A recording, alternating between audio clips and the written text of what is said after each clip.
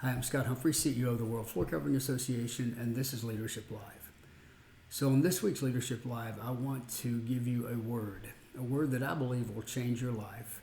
And unfortunately, it's a four-letter word. I know your mom told you not to use those, but I think this four-letter word, as I said, is not just a good word, but it's a life-changing word. The word is more. More, by definition, means a greater or additional amount of something, whatever that something might be. It's very appropriate to talk about this word on Good Friday because for myself and many of other Christians around the world, we believe this is the day that the greatest leader in our life gave more than anyone else could ever give. In fact, he gave all. Now, right now you may be saying, well, Scott, you can't talk about that. This is a leadership blog.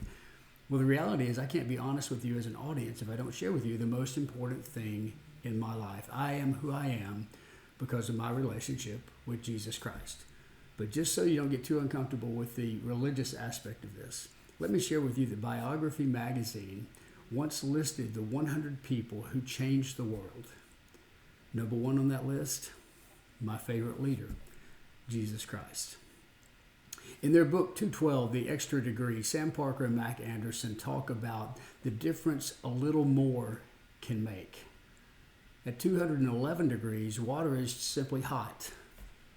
But at 212 degrees, it begins to boil. When it boils, it produces steam, and with steam, you can move a locomotive.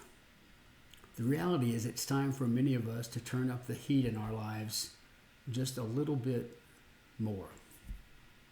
More is more powerful than fear, and fear is often the things that keeps us back and keeps us away from greatness. In fact, George Patton, the great general, said, "Courage is fear holding on a minute longer."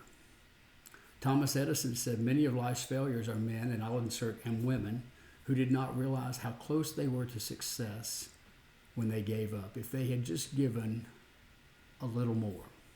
But many of us are like the example I once heard of flea training. You may have heard of this before, but if you take fleas and put them in a jar and put the lid on the jar, they will jump up and hit the lid of that jar over and over and over for a while. But then you can take the lid off the jar and they'll never jump out of the jar because in their mind, the lid is there. They quit. They no longer gave a little more.